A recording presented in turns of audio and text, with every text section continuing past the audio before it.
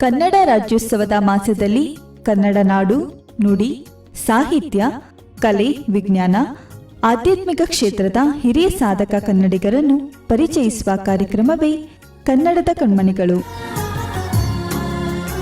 ಪ್ರಸ್ತುತಪಡಿಸಲಿದ್ದಾರೆ ಮೈಸೂರಿನ ಶ್ರೀಯುತ ಗಣೇಶ್ ದೀಕ್ಷಿತ್ ರವರು.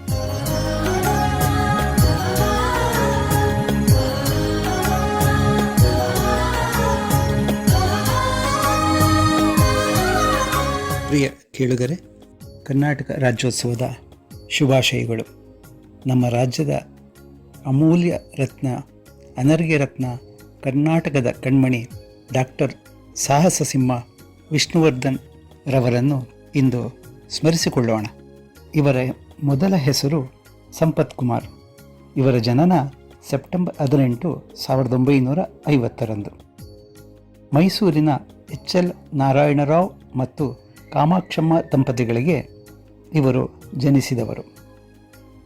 ಇವರ ಪೋಷಕರು ಮೈಸೂರಿನ ಚಾಮುಂಡಿಪುರಂನಲ್ಲಿ ವಾಸ ಮಾಡುತ್ತಿದ್ದರು. ಹಾಗಾಗಿ ಇವರ ಪ್ರಾಥಮಿಕ ಶಿಕ್ಷಣ ಮೈಸೂರಿನ ಲಕ್ಷ್ಮೀಪುರಂನಲ್ಲಿರುವ ಗೋಪಾಲ್ ಸ್ವಾಮಿ ಶಾಲೆಯಲ್ಲಿ ಆಯಿತು.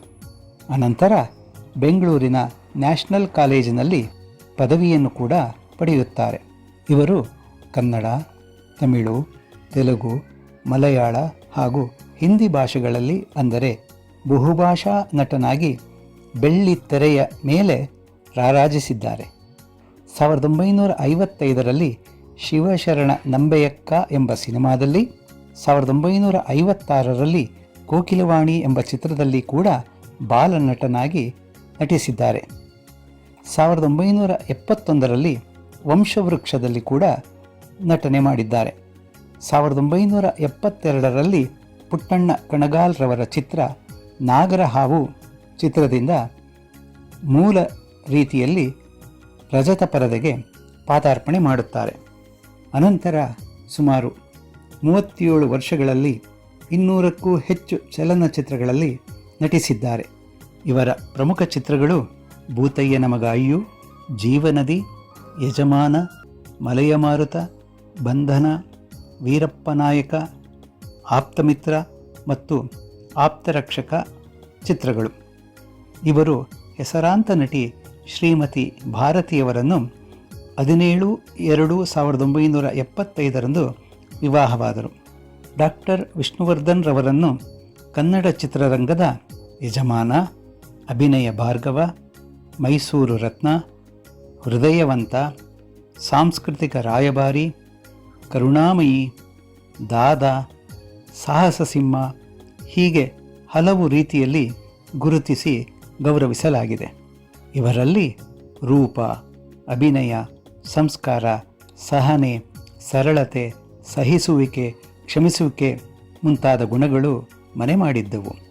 ನಿಜ ಜೀವನದಲ್ಲಿ ಕೂಡ ಎಲ್ಲರನ್ನೂ ಗೌರವಿಸುತ್ತಾ ತಮ್ಮ ಇತಿಮಿತಿಯಲ್ಲಿ ಸಮಾಜಕ್ಕೆ ಕೊಡುತ್ತಾ ಬಂದವರು ಇವರು.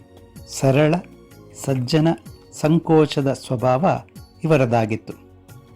ಇವರನ್ನು ಹರಸಿ ಬಂದ ಪ್ರಶಸ್ತಿಗಳು ಪ್ರಮುಖವಾಗಿ ಸಿನಿಮಾ ಎಕ್ಸ್‌ಪ್ರೆಸ್ ಅತ್ಯುತ್ತಮ ನಟ ಪ್ರಶಸ್ತಿ, ಅತ್ಯುತ್ತಮ ನಟ ರಾಜ್ಯ ಪ್ರಶಸ್ತಿ, ಡಾಕ್ಟರ್ ರಾಜ್‌ಕುಮಾರ್ ಪ್ರಶಸ್ತಿ, 4 ಬಾರಿ ಫಿಲ್ಮ್‌ಫೇರ್ ಪ್ರಶಸ್ತಿ, 2005 ಬೆಂಗಳೂರು ವಿಶ್ವವಿದ್ಯಾನಿಲಯದಿಂದ ಗೌರವ ಡಾಕ್ಟರೇಟ್, 2005 ಕರ್ನಾಟಕ ರತ್ನ ಪ್ರಶಸ್ತಿ ಇವರಿಗೆ ಲಭಿಸಿದೆ.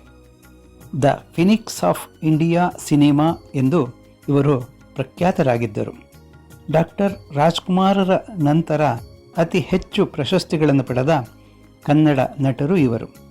ನಾಗರಹಾವು ಚಿತ್ರದ ನಂತರ ಸಿದ್ಧಲಿಂಗಯ್ಯನವರ ಭೂತಯ್ಯನ ಮಗ ಅಯ್ಯು ಚಿತ್ರ ಇವರಿಗೆ ಮತ್ತೊಮ್ಮೆ ದೊಡ್ಡ ಹೆಸರು ತಂದಿತು.